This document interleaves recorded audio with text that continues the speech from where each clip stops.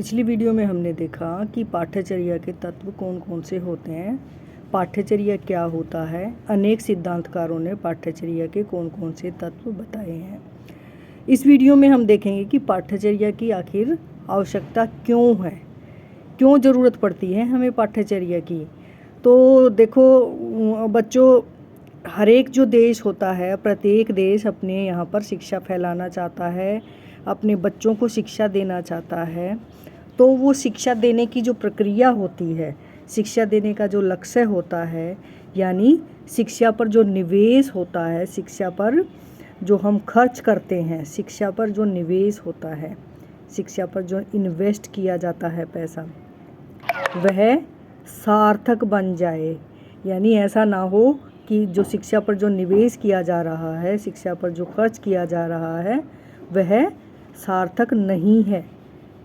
ठीक है, वह जो है एक जोखिम भरा काम होता है किसी भी चीज़ पर निवेश करना। इसी तरह से शिक्षा पर जो निवेश किया जा रहा है वह सार्थक बन जाए, मीनिंगफुल बन जाए, वह उपयुक्त बन जाए।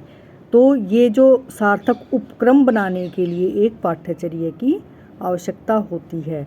तो दूसरे शब्दों में हम कह सकते हैं कि पाठ्यचर्या की आवश्यकता क्यों है। शिक्षा में जब निवेश किया जाता है तो वह निवेश एक तरह से सार्थक बन जाए, उपयुक्त बन जाए, उपयोगी बन जाए। इसलिए हमें एक पाठ्यचर्या की आवश्यकता होती है। आगे देखिए, पाठ्यचर्या के बिना शिक्षा एक असंगठित एवं लक्ष्यहीन उपक्रम होगा। तो अगर हमारे सामने पाठ्यचर्या होगी, करिकुलम होगा, तो जो शिक्षा पर जो इन्वेस्ट किया जा रहा है, शिक्षा पर जो इन्वेस्ट किया जा रहा है, निवेश किया जा रहा है, वो संगठित हो जाएगा, असंगठित नहीं रहेगा। तो वो क्या हो जाएगा, संगठित हो जाएगा और लक्ष्यपूर्ण हो जाएगा, यानी उसका कोई ना कोई लक्ष्य होगा। तो दो बातें हमारे सामने आती हैं कि पाठ्यचर्या की आवश्यकता क्यों होती है। पाठ्यचर्या की आवश्यकता होती है शिक्षा पर उपयुक्त निवेश के लिए। तो हम कह सकते हैं कि उपयुक्त निवेश के लिए पाठ्यचर्या की आवश्यकता होती है, ताकि एक सार्थक उपक्रम बन जाए, सार्थक एक साधन बन के शिक्षा हमारे सामने आए। और जो है दूसरा जो है, हम कह सकते हैं कि शिक्षा जो है पाठ्यचर्या के माध्यम से ही शिक्षा एक संगठित और लक्ष्यपूर्ण रूप ले लेती है। तो ये दो तत्व हमारे सामने आते हैं कि हमें पाठ्यचर्या की आवश्यकता क्यों होती है। आगे देखिए, इसमें थोड़ा सा हिडन करिकुलम का भी दिया हुआ है। शिक्षा को अर्थ प्रदान करने में पाठ्यचर्या की एक महत्वपूर्ण भूमिका कभी कभी इसे राजनीतिक शक्तियों की कठपुतली बना देती है। ये देखिए कि जब पाठ्यक्रम डिज़ाइन किया जाता है, जब पाठ्यचर्या डिज़ाइन की जाती है, जब करिकुलम डिज़ाइन किया जाता है, तो यहाँ पर दिया हुआ है कि कभी कभी जो राजनीतिक पार्टी होती है, जो रूलिंग पार्टी होती है, राजनीतिक शक्तियाँ जो रूलिंग पार्टी होती है, वो अपनी विचारधारा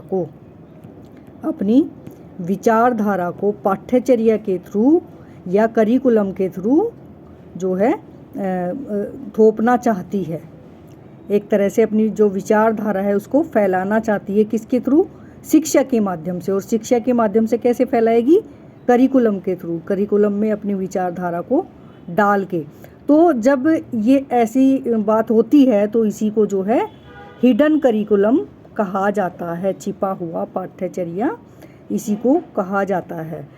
तो ये देखिए, स्टार्टिंग में हमने किया कि पाठ्यचर्या की आवश्यकता क्यों है, फिर हमने प्रकाश डाला कि हिडन करिकुलम होता क्या है। कि जब कोई भी राजनीतिक शक्ति, कोई भी रूलिंग पार्टी अपना जो दृष्टिकोण है, अपना जो विचारधारा है, पाठ्यचर्या के माध्यम से फैलाना चाहती है, इनडायरेक्टली, अप्रत्यक्ष रूप से, तो इसको जो है हिडन करिकुलम कहा जाता है।